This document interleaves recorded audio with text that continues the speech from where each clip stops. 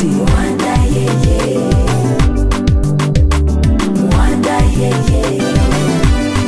Counseling Traumatics, Voice of Humanity.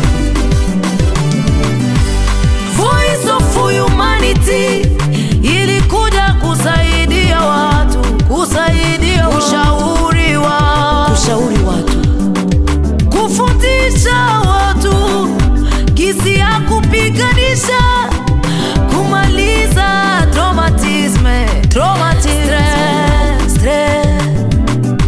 Papa Mwana amerudia na familia yake, amesikia mashauri ya Voice of Humanity, amekubali kuishi na familia yake, kuitunza vizuri. Voice of Humanity inashauri, inapana mafunzo kwa watu wengi, watu mbalimbali.